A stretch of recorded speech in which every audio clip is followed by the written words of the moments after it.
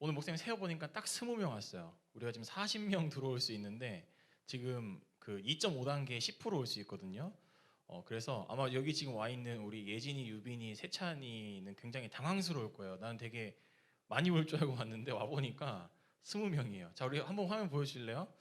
아마 지금 이렇게 딱 20명이 현장에 와 있습니다. 우리 2.5단계도 아니고 2단계인데 이제 이렇게 20명밖에 안 온 이유는 아무래도 우리 심원중학교에서 확진자가 발생한 거에 대한 어떤 걱정이 있지 않을까. 그리고 지금 뭐 수인이가 다니고 있는 그 학교 덕산고에서도 수인이 반에서도 또 확진자가 친구가 나서 수인이도 지금 2주간 격리하고 있고, 우리 다니엘도 심원중학교 또 2학년 6반 친구들 또 4, 5반 친구들은 지금 어쨌든 능동 감시자이기도 하고 아예 정부에서 지원을 해주는 2주간의 격리 대상자여서 아마 이제 그런 영향 때문에 우리 교회에도 바이러스가 어딘가 있지 않을까 하는 또 혹시나 걱정이 있을 수 있을 것 같아요. 어쨌든 우리는 또 건강하게 또 조심하게 잘 예배를 드리겠고요. 미리 좀 말씀드리면 다음 주에는 중학생 친구들이 이 현장에서 예배를 드리겠습니다. 지금 2주 연속으로 고등학생 친구들이 드리다 보니까 중학생 친구들은 또 교회를 오고 싶어하는 친구들이 있는데 미안하게 생각하고 다음 주에는 이 자리에서 중학생 친구들과 선생님들께서 예배를 드리도록 하겠습니다. 오늘 우리 성경 한번 제목 한번 보여주실래요? 오늘 말씀 제목은 나에게 하는 말로 잘 들으세요. 자, 한번 같이 읽어보겠습니다. 시작. 네, 나대지 말고 가만히라는 제목으로 잠깐 말씀을 전할게요.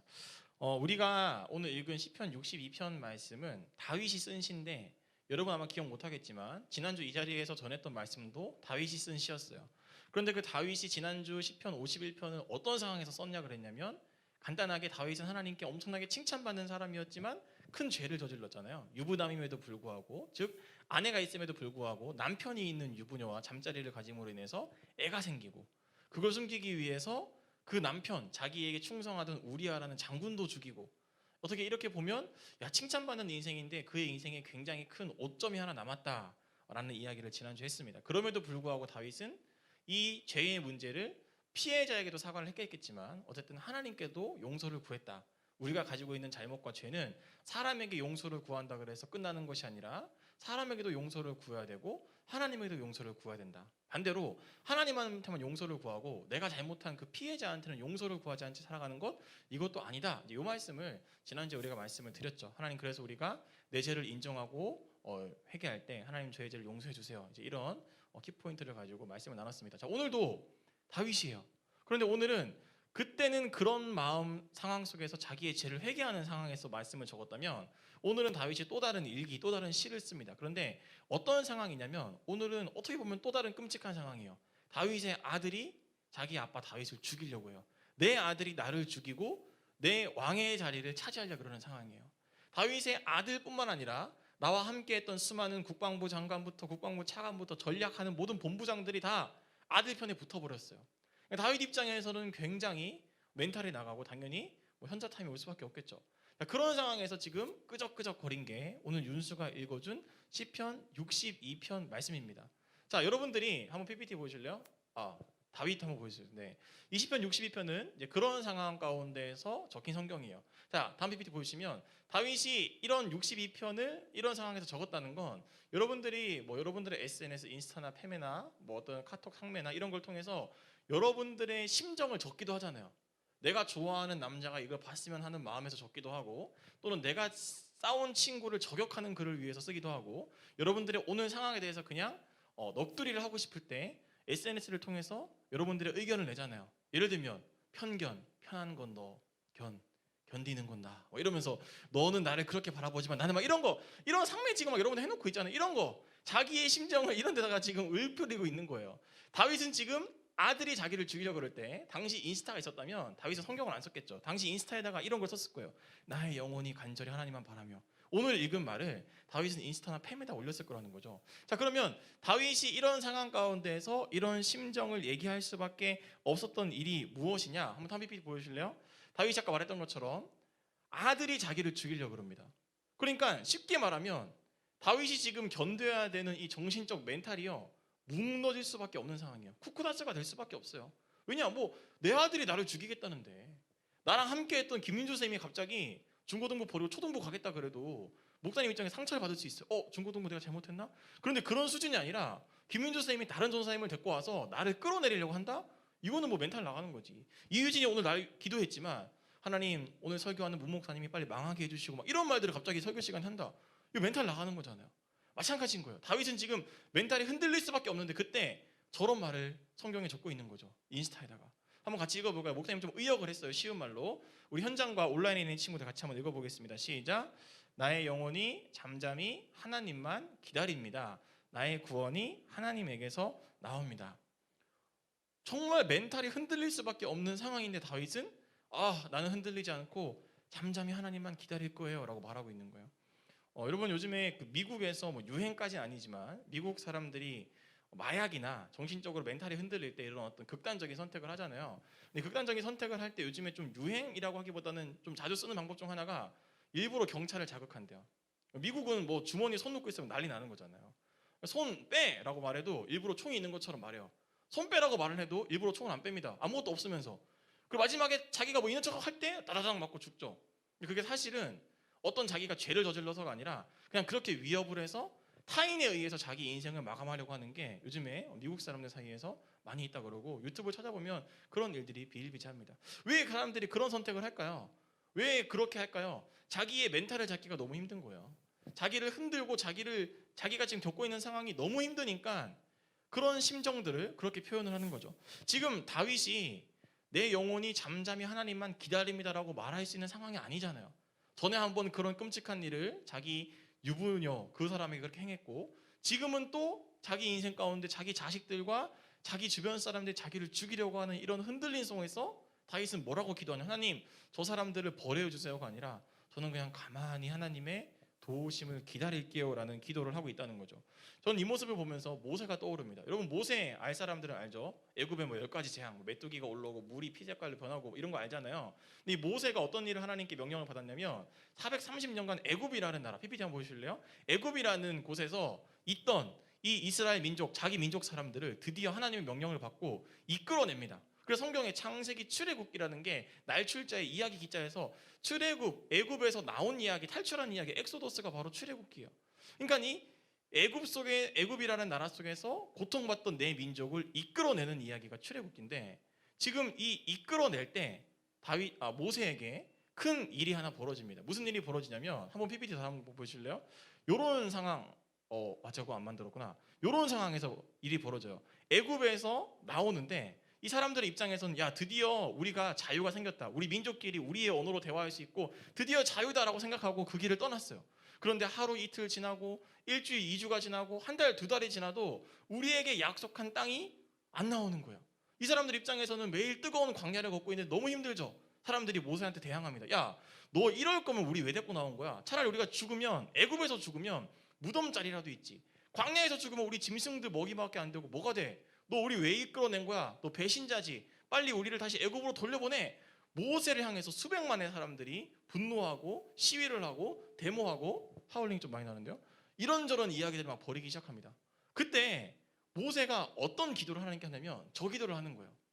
자기를 향해서 자기를 흔들고 하나님 없잖아 이거 뭐야 라고 말하고 있는 사람들한테 야 너희 가만히 서서 오늘 하나님이 너희한테 어떤 기적을 행하게 될지 너희 지켜봐라고 말을 해요. 자, 요 모세가 방금 요 말한 요것과 좀 전에 읽었던 다윗이 말한 거에 공통점이 있죠. 잠잠히 가만히라는 거예요. 이걸 영어 성경으로 보면 뭐라고 말하냐면 하나님 안에서 쉼을 얻었다라고 말을 해요. 사실 지금 쉼을 얻을 수 있는 상황이 아니잖아요. 멘탈이 붕괴될 수밖에 없잖아요. 갑자기 내 인생에 왜 이런 불행들이 닥치지? 흔들릴 수밖에 없는데 오히려 성경은 모세와 다윗의 태도에 대해서 뭐라고 말하냐면 하나님 안에서 가만히 있었다. 조용히 하나님을 기다렸다. 오히려 하나님 안에서 쉼을 취했다. 이런 말도 안 되는 이야기를 하고 있는 거죠. 자, 신앙의 자세. 오늘 모세와 다윗이 여러분에게 목사님에게 도전하는 신앙의 자세는 이런 자세예요. 한번 따라해 볼래요? 하나님 안에서 기다리라. 한 번 더 하나님을 믿고 기다리라.